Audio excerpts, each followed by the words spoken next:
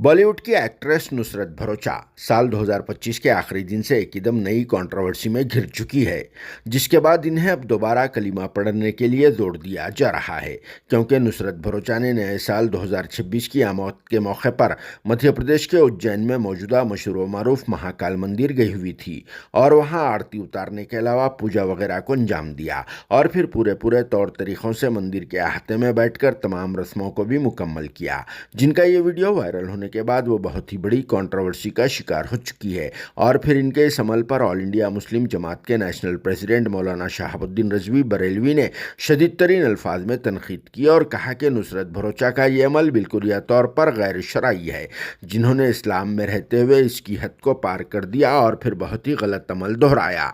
इसीलिए नुसरत भरूचा को फौरी तौर पर कलमा पढ़ते हुए तजदीद ईमान करना चाहिए और फिर सबसे माफ़ी भी मांगना चाहिए। लेकिन दूसरी तरफ नुसरत भरूचा ने इस कंट्रोवर्सी के बाद कहा कि मैं एक ही गॉड को मानती हूँ और जब भी वक्त मिलता है नमाज पढ़ लेती हूँ। इंसान अपने सुकून के लिए मंदिर, चर्च, गुरुद्वारा कहीं भी जा सकता है। जिस पर आप सबका क्या कहना है कमेंट बॉक्स में ज़रूर जवाब लिख देना और साथ में मौलाना शहाबुद्दीन रजवी बरेलवी का बहुत ही मुख्तसर सा बयान भी एक बार ज़रूर सुन लेना। वैसे भी यहाँ पर इस बात का तज़किरा ज़रूरी है कि साल 2026 में नुसरत भरूचा की कुछ नई फिल्में आने वाली है। शायद हो सकता है वो इस सिलसिले में उज्जैन की महाकाल मंदिर गई हुई थी और फिर अब तक मार्केट में इनके उतने कोई ख़ास ज़्यादा फिल्में भी नहीं आए और इन्होंने बॉलीवुड को कोई अच्छी खासी और फिर हिट फिल्म भी नहीं दिया, लेकिन ये वो एक्टिंग कर लेने से वो मशहूर तो हो चुकी है। Bureau report, RS news, Hyderabad.